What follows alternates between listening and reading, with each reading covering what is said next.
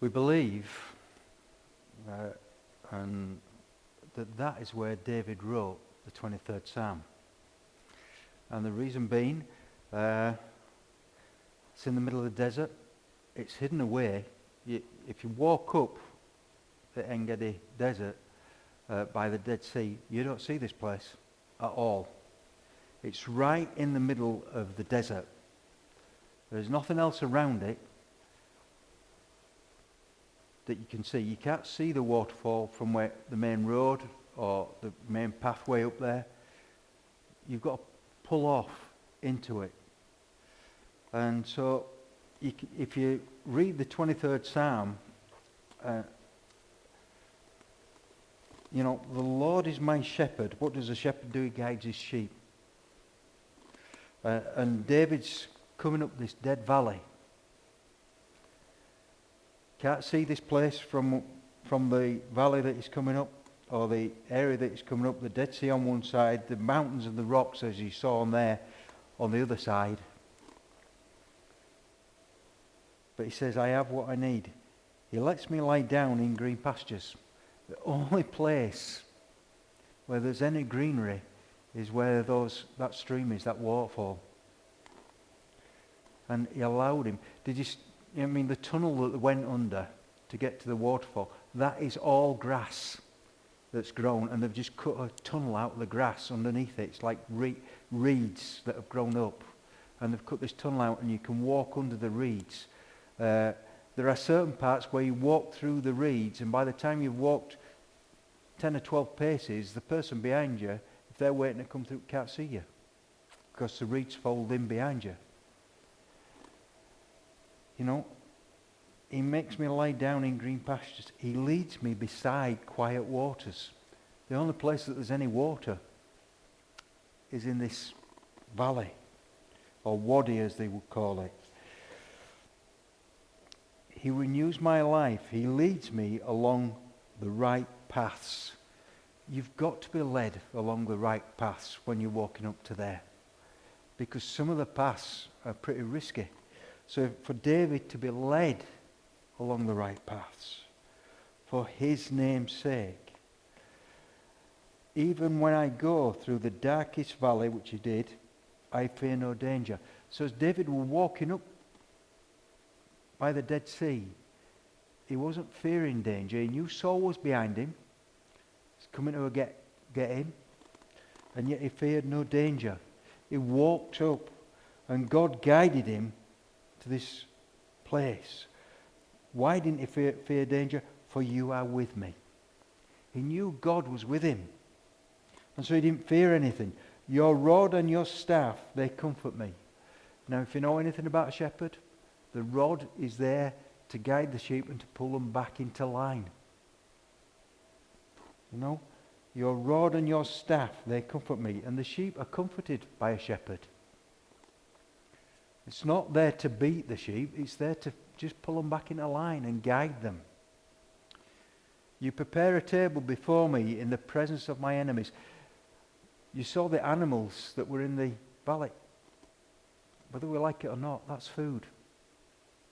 God prepared a table for David for him to be able to eat and be restored in the presence of my enemies. His enemies were in the valley below, by the Dead Sea, in the desert, coming up behind him. So in the presence of his enemies, they weren't that far away, but they wouldn't have found where he was. You anointed my head with oil, my cup overflows. David's head was already anointed with oil.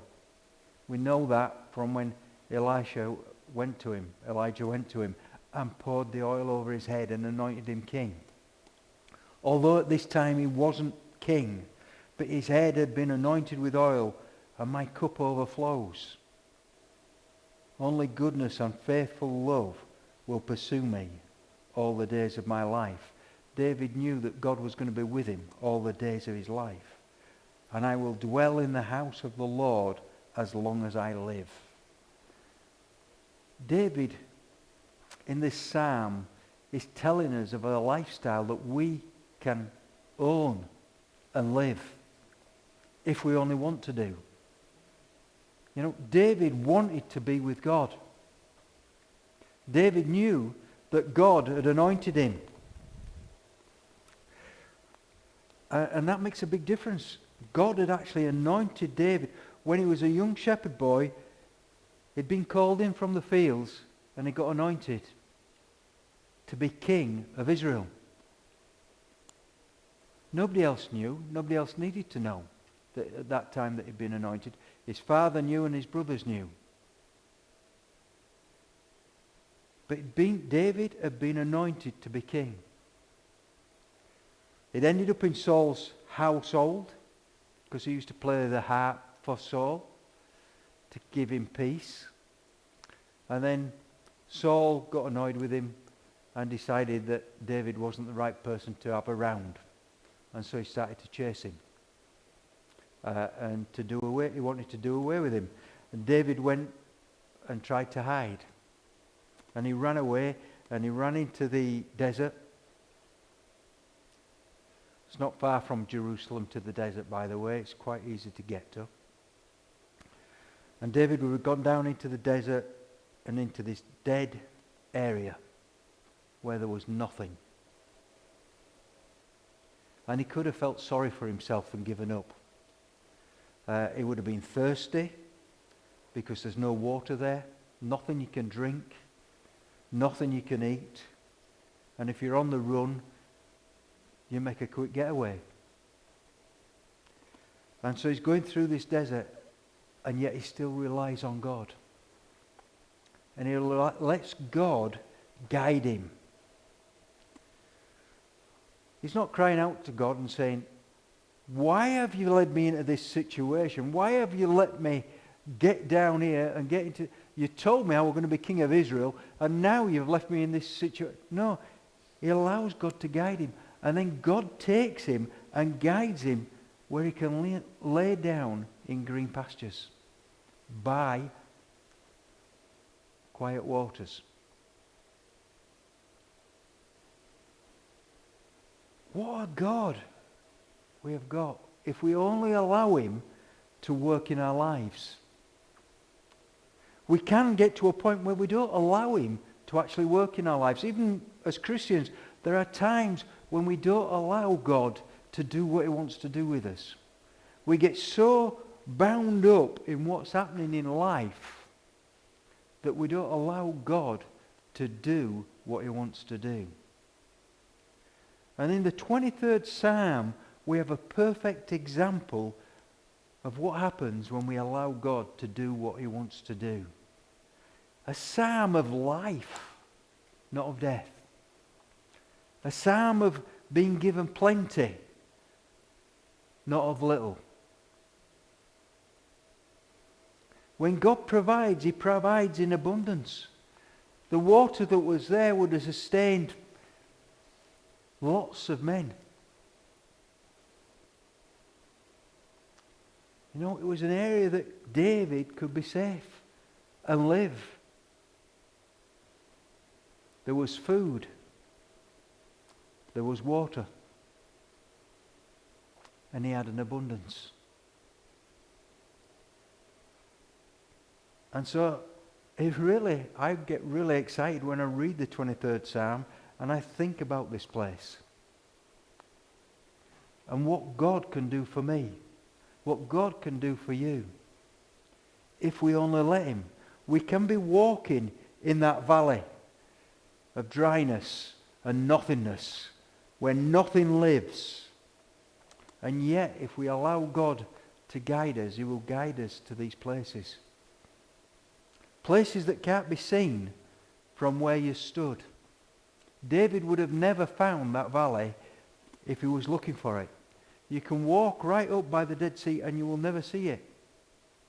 It's about probably, if you're coming up from the Sinai Desert, it's probably about a third of the way up the Dead Sea at the moment. It might have been a bit further up in David's day because the Dead Sea's shrunk a little bit. But it's about a third of the way up, and it's on your left-hand side because the Dead Sea's on your right-hand side. And you can walk right past it if you don't know it's there without even seeing it. It's a little less difficult these days to go past it because they've built a tourist centre where it is. So you could see the tourist centre because they want you to go in and pay to go up there. But at the time of David, you wouldn't have seen it. I mean, the tourist centre wasn't there when I were there, so I never saw it. And I'd driven past it a few times.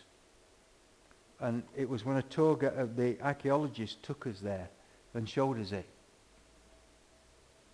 And he knew, because they'd found artifacts about the place. And he taught me, or he taught the group that was with him, about the 23rd Psalm while we were there. But what I'm saying is, get a grasp of the 23rd Psalm. Don't think it's a psalm that's not about life. It's all about life. Nothing else but the life that we can lead in God. The life that we can expect from him. Not be rejected by him. We may feel rejected because we're in that valley, in that dead place.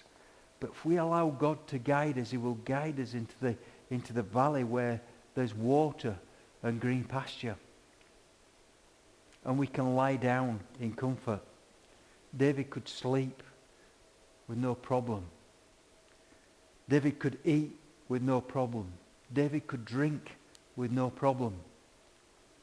And believe you me, you don't see that water running down into the Dead Sea because by the time it gets out of the valley, there's not much to see.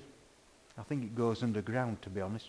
But there's not much living water flows into the Dead Sea. It disappears somewhere, and so you don't see it coming out because that would have led you into the valley where it is. There's no water pouring out into the Dead Sea. It goes underground somewhere. And so that stream, that living water disappears. And you only find it when you walk up the valley. And it is a bountiful amount. And it just keeps coming.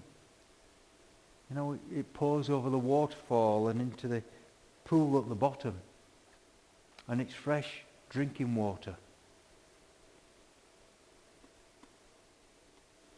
God is a God of grace, a God of bounty, a God that will supply our needs. But too often, where are we?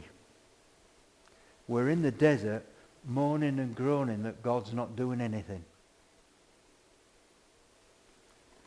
Woe is me, because what's God doing for me now? He's landed me in this awful place and I don't want to be here. We don't say, I'm in this terrible place, but God's there with me. He's going to guide me.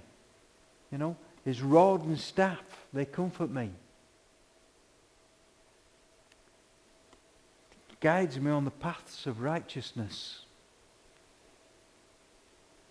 And that's what we've got to look at.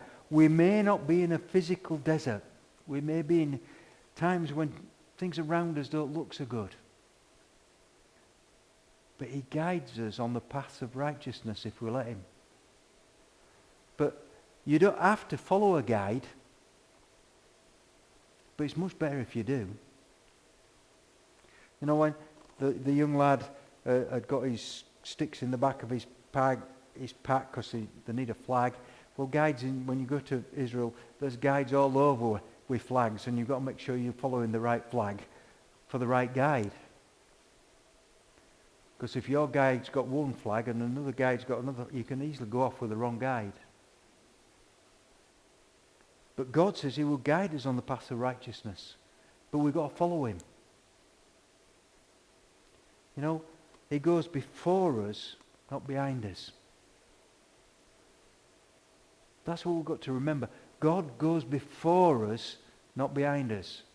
A shepherd in Israel goes before his sheep, not behind them. And the sheep follow him. If we're going to be guided by God, we've got to follow him. Not expect him to come up behind us and shove us along. How do we follow him? We look to him for what he's doing and where he's going and how he's going. We don't just stand back and wait for him to push us. We've got to look and see where God's taking us. Too often we're praying, God, show us what to do. And that's not a wrong prayer to pray, but we're expecting him to come up behind us and push us along to where we're supposed to be. When we're praying, God, show us what we should do, then we need to look to where he's leading us. We need to look to see what he's doing so we can follow him. But what do? Quite often we go, God, show us what to do, and we stay put. We don't step forward with him. We stay here, and we go, God, you haven't shown us what to do. He's already off in the distance because we've stood still. We haven't followed. We can't be guided in paths of righteousness unless we follow. And we've got to follow where God is leading us. We cannot stand still. So when we're looking at the 23rd Psalm, it's telling us all we need to do. You know, we can walk through times when we've got troubles, but we let God guide us through. And if we let God guide us through, he will guide us to places where we can lie down in green pastures. He will lead us by quiet waters so we can drink. He will lead us to places where we can eat. And he will provide for us. Quite often we don't trust him enough to do the things we read about. Quite often we don't trust our Father to do what he says he will do. We don't believe in his promises.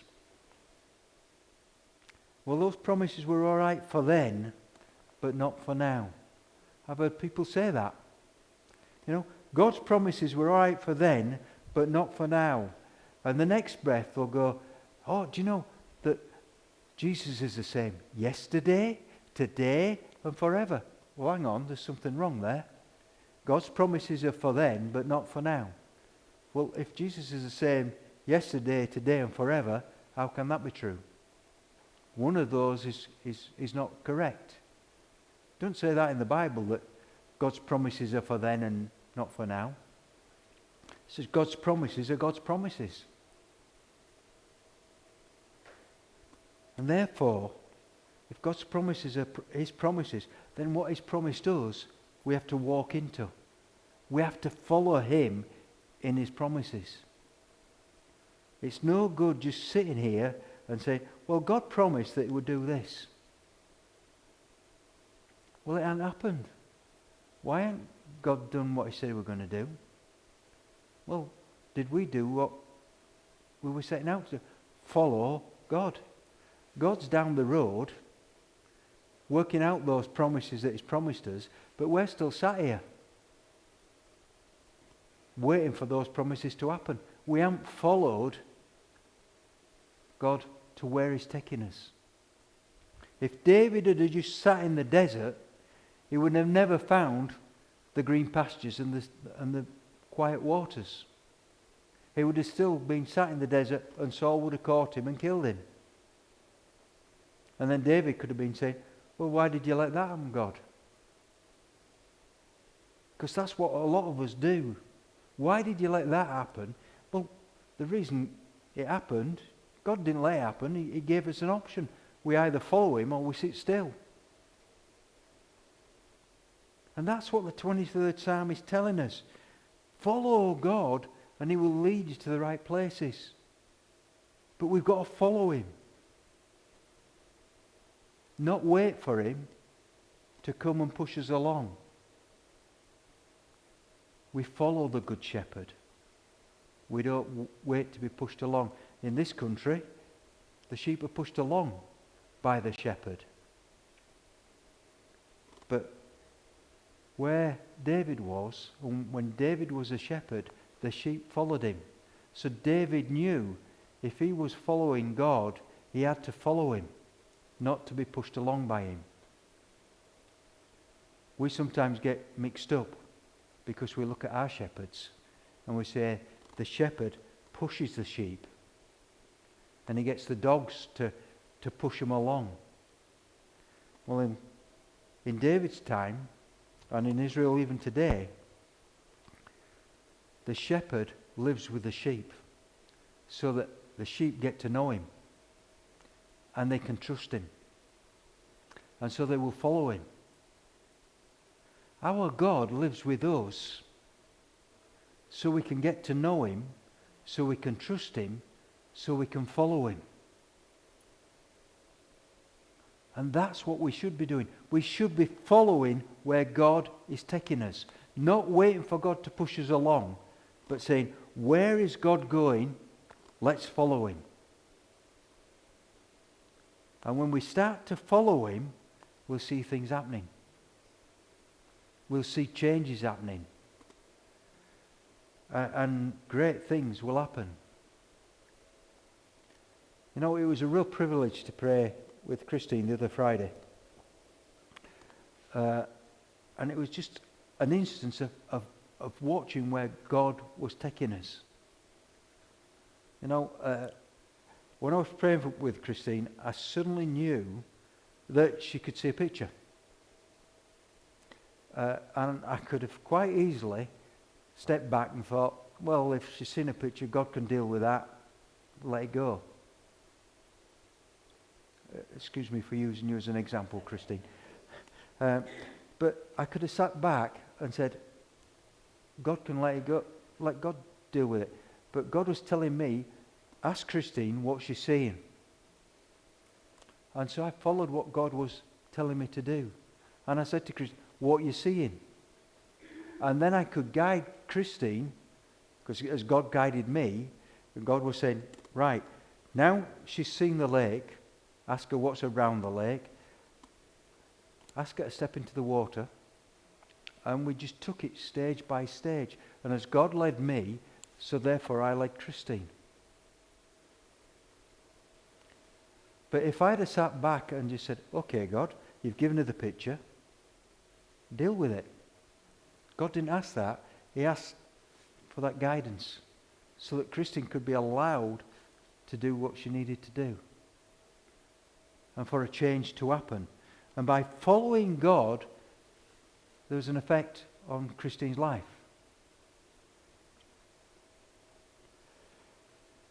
But what I'm saying to us is we need to start to realize we've got to follow, not to be pushed. And as we follow, God will lead us to these places.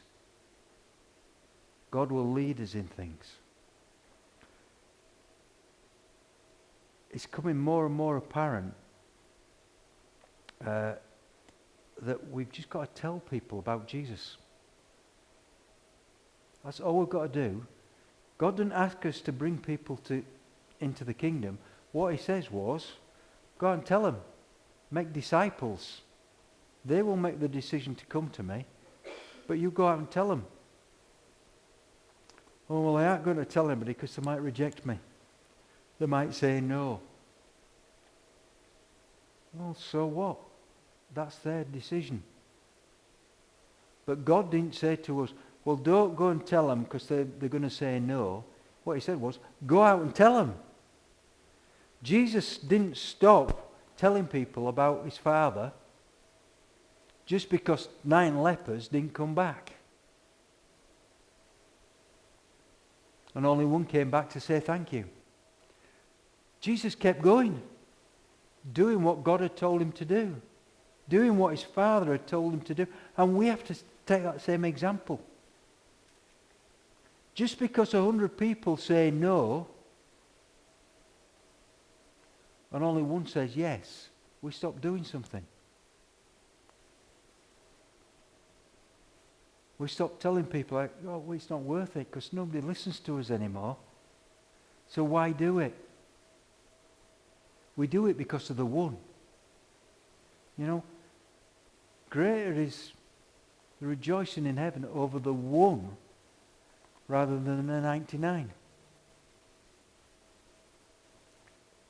Over the one. God is concerned about the one, not the whole.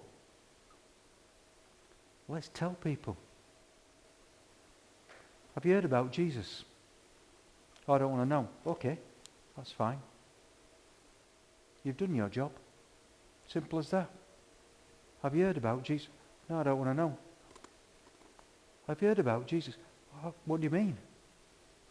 Well, Jesus is this guy that lived. Oh yeah, I know that. And you tell them a story. You tell them your story. Do you know he affected my life? That's what you tell them. This is how Jesus affected me. This is how he changed my life. And so then you've got your opening. But it don't matter if they're saying, we don't want to know. Okay, that's fine. No problem. We don't have to push it any more than that. You see, God's good. And when he opens the door, we can step into it.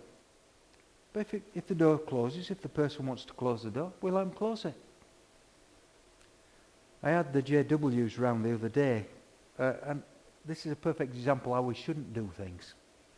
They knocked on the door, which was fine, but then they started talking to me, and when I said, well, look, I'm the pastor up at the local church, and I already know Jesus, I don't think we're going to agree with each other. They just kept going and going and going.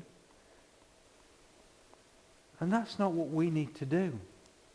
See, because all that happened to me, I was stood on the doorstep and I just kept saying, I'm sorry, but this is what I believe. You're not going to agree with me, so let's call it a day. Oh no, but what about? And they just didn't let go. They wouldn't accept the fact that I didn't want to listen to them.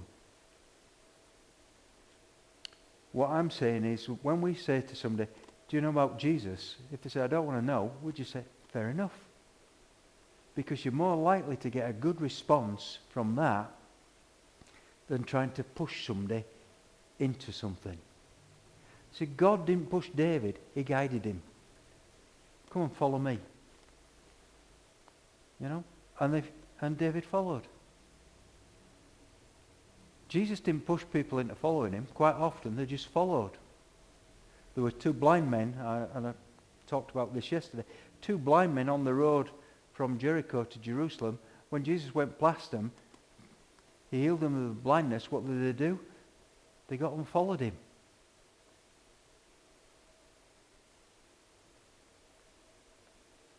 People will follow once they hear about Jesus. But if we don't tell them, how are we going to be able to follow? Back to the 23rd Psalm. It is a psalm of rejoicing.